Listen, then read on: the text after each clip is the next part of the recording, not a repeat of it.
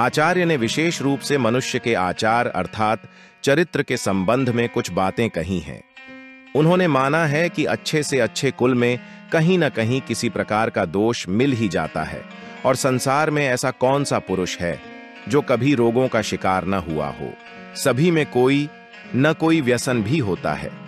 इस संसार में लगातार किसको सुख प्राप्त होता है, अर्थात कोई सदा सुखी नहीं रह सकता। कभी न कभी वह कष्टों में पड़ता ही है। सुख दुख का संबंध दिन रात की तरह है। महान व्यक्तियों को और धर्मात्माओं को अनेक कष्ट उठाने पड़ते हैं। ऐसा संसार का नियम है। चाणक्य का मानना है कि मनुष्य के आचार व्यवहार से, बोलचाल से, दूसरों के प्रति मान सम्मान प्रकट करने से उसके कुल की विशिष्टता का ज्ञान होता है। आचार्य का मानना है कि पुत्री का विवाह अच्छे आचरणशील परिवार में करना चाहिए और पुत्रों को ऐसी प्रेरणा देनी चाहिए कि वे उच्च शिक्षा प्राप्त करें। शिक्षा ही जीने की कला सिखाती है। महान व्यक्तियों को और धर्मात्माओं को अनेक कष्ट उठाने पड़ते हैं। ऐसा संसार का नियम है। चाणक्य का मानना है कि मनुष्य के आचार व्यवहार से, बोलचाल से, दूसरों के प्रति मान सम्मान प्रकट करने से उसके कुल की विशिष्टता का ज्ञान होता है।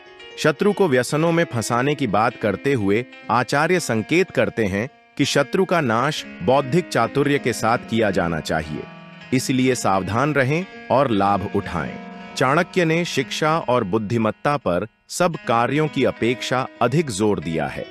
वे कहते हैं कि मूर्ख भी सज्जन और बुद्धिमान की तरह 2 पैर वाला होता है, परंतु वह 4 पैर वाले पशु से भी निकृष्ट और गया गुजरा माना जाता है, क्योंकि उसके कार्य सदैव कष्ट पहुंचाने वाले होते हैं।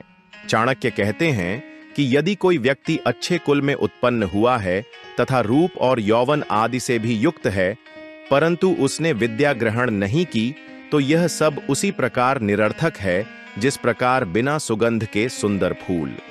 उनका मानना है कि किसी का सम्मान उसके गुणों के कारण होता है, न कि रूप और यौवन के कारण। आचरण से संबंधित एक और महत्वपूर्ण बात चाणक्य ने यह कही है कि यदि किसी एक व्यक्ति के बलिदान से पूरे कुल का कल्याण हो तो उसका बलिदान कर देना चाहिए, परंतु उन्होंने मनुष्य को सर्वोपरि माना है और वे कहते हैं कि यदि व्यक्ति अपने कल्याण के लिए चाहे तो प्रत्येक वस्तु का बलिदान कर सकता है। उनका मानना है कि व्यक्ति को अपनी निर्धनता दूर करने के लिए, उद्यम और पापों से बचने के लिए प्रभु का स्मरण करते रहना चाहिए। उन्होंने बार बार मनुष्य को सचेत किया है कि वह किस प्रकार कष्टों से बच सकता है। उनका कहना है कि व्यक्ति को सदैव सतर्क रहना चाहिए। आचरण में आचार्य किसी भी तरह की अति के पक्ष में नहीं है। आचार्य के अनुसार मधुर भाषण करने वाला व्यक्ति समूचे संसार को अपना बना सकता है। अनेक कुपुत्र होने के बजाय एक सुपुत्र होना कहीं अच्छा है। चाणक्य ने बाल मनोविज्ञान पर भी प्रकाश डाला है। उनका कहना है कि 5 वर्ष तक की आयु के बच्चे से लाड़ दुलार करना चाहिए।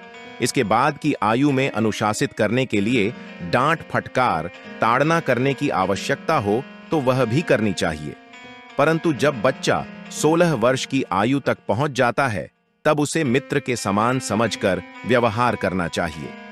श्लोक में पुत्र शब्द का प्रयोग संतान के अर्थ में किया गया है।